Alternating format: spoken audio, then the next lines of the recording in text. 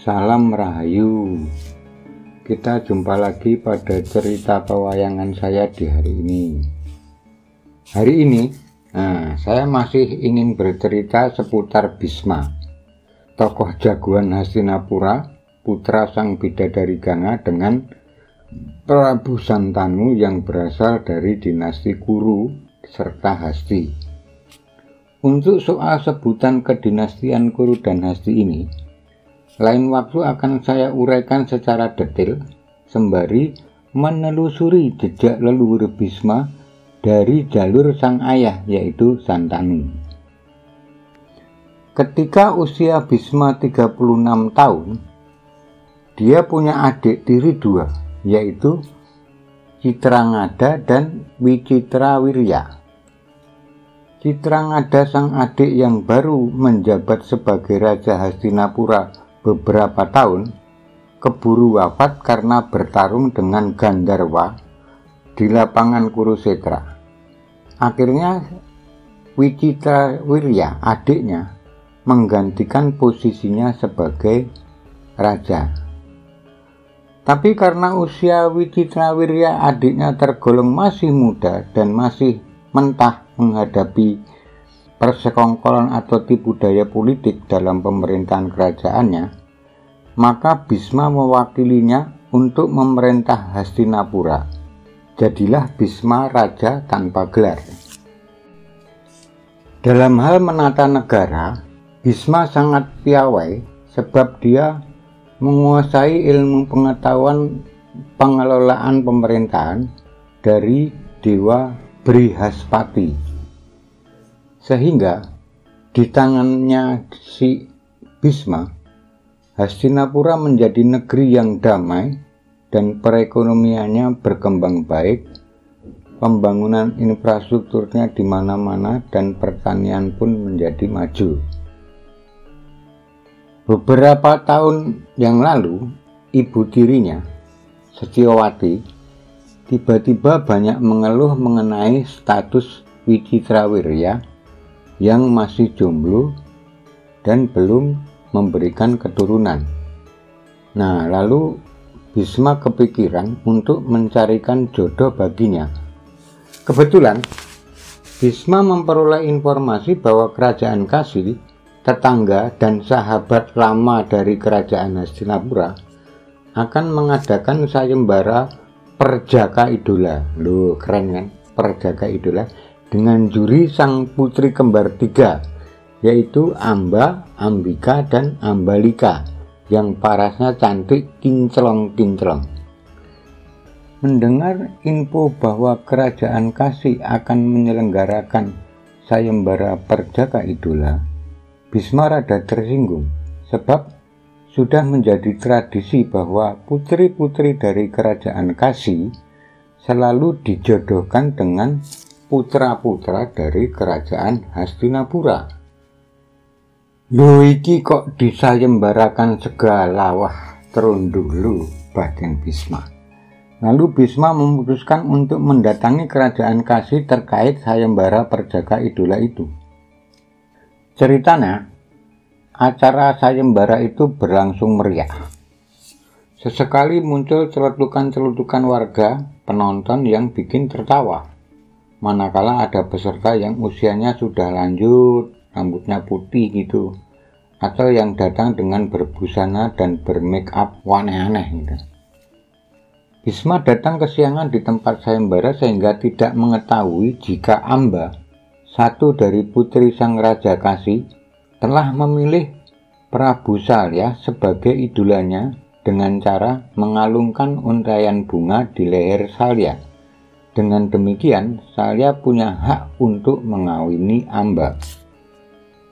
Di tengah puncak kemeriahan sayembara, tiba-tiba Bisma naik ke atas panggung dan bicara lantang pada hadirin maupun peserta sayembara bahwa putri-putri yang jadi juri itu lebih pantas menjadi ratu dari dinasti Kuru.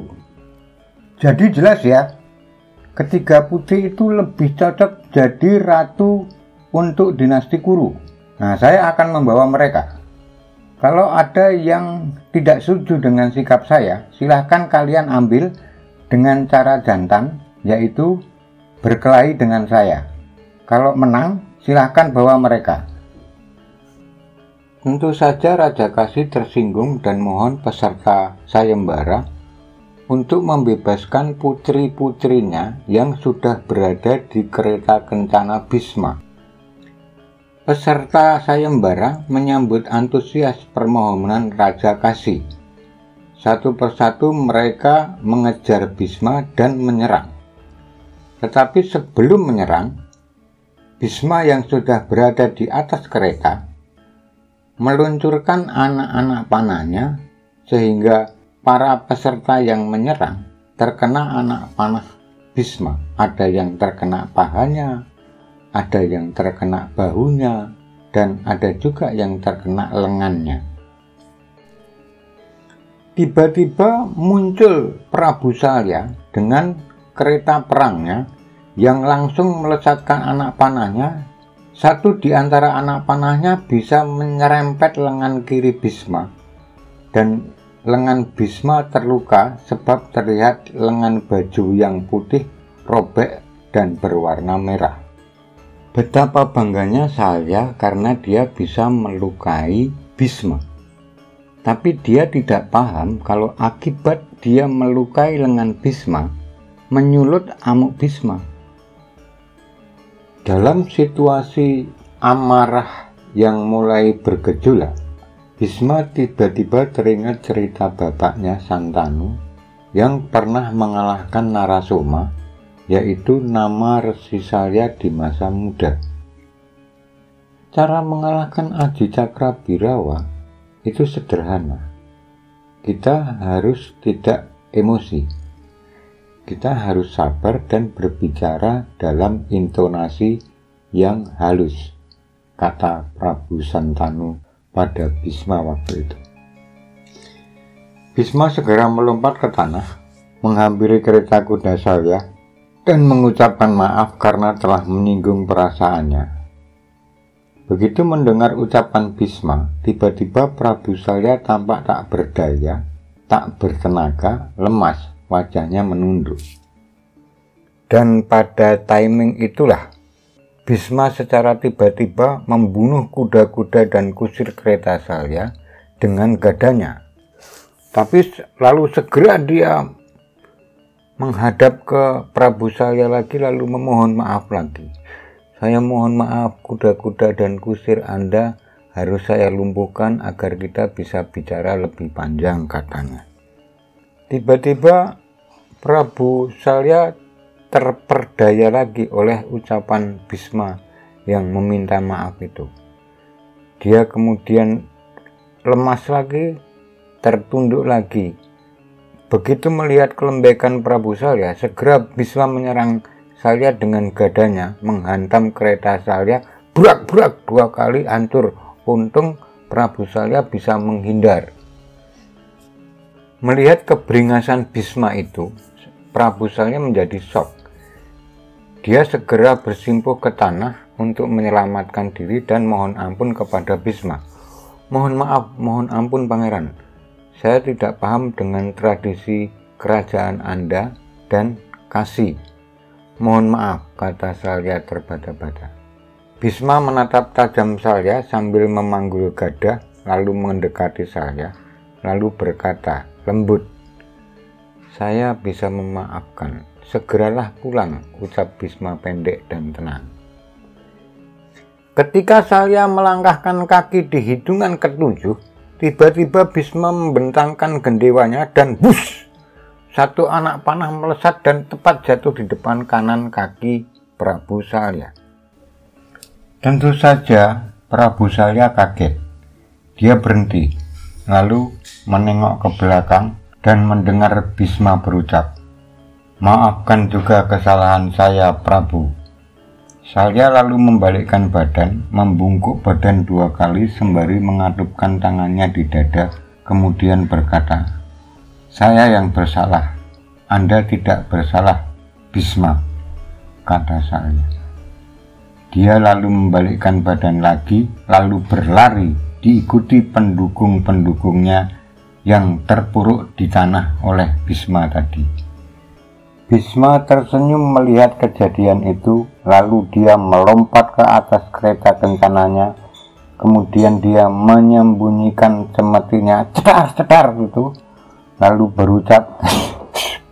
Kuda-kuda keretanya pun mulai bergerak pelan-pelan, kemudian makin kencang, melaju menciptakan gumpalan debu bergerak menuju Hastinapura. Konon cerita, ketiga putri sudah tiba di Hastinapura. Putri-putri itu kemudian diperkenalkan pada ibu tirinya, yaitu Setyawati. Lalu Setyawati memanggil Wicitrawirya untuk diperkenankan pada 3 wanita yang dibawa Bisma, yaitu Amba, Ambika, dan Ambalika. Tampaknya Wicitrawirya memilih Ambika dan Ambalika yang molek, rada centil gitu, untuk dijadikan istrinya. Persoalannya kemudian, bagaimana dengan nasib Amba? Amba mendesak Bisma untuk mengawininya sebab dia sudah membawanya ke Hastinapura dan telah memenangi pertarungan dengan Prabu Salya setelah menghancurkan kereta dan membuat mati kuda-kuda serta kusirnya. Anda harus tahu bahwa saya sudah mengalungi untaian bunga ke Prabu Salya, tapi Anda tanpa basa-basi tadi membawa saya dan adik-adik ke kereta menuju Hastinapura. Anda harus bertanggung jawab, kata Amba. Lah, mengapa kamu tidak bicara saat di kereta tadi? Kata Bisma. Kejadiannya sangat cepat, jadi saya bicara di sini saja di hadapan Ibu Ratu sekalian, ucap Amba meninggi. Tidak bisa, kamu akan kukirim ke Salya, nanti diantar pengawal dari Hastina, tanggap Bisma. Sebelum suasana makin memanas di antara keduanya, Setyawati segera minta Bisma untuk mendekat dan berkata lirih. Bagaimana ini? Tanya Setyawati. Ibu, saya sudah terikat oleh sumpah untuk tidak kawin apalagi menikah. Jadi saya akan kirim dia ke Salya, sebab dari awal Salya yang sudah dipilihnya. Tapi dia kan memilihmu sekarang. Ya, tapi dia tetap akan saya kirim ke Salya, kata Bisma. Lalu Setyawati mendekati Amba dan berbicara. Begini saja Diajeng Amba, ibu yang memohon secara tulus padamu ini. Jalani saja dulu kehendak anakku Bisma. Nanti kita lihat tanggapan Prabu Salya. Jika dia tidak berkenan, ya kembalilah kemari, tinggal bersama ibu mendampingi ibu.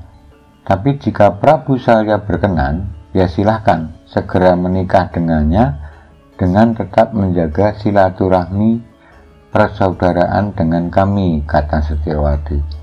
Amba terdiam mendengar ucapan Setyawati. Matanya tiba-tiba berkunang-kunang dan blek, dia pingsan. Lalu, ya to be continue. Bersambung.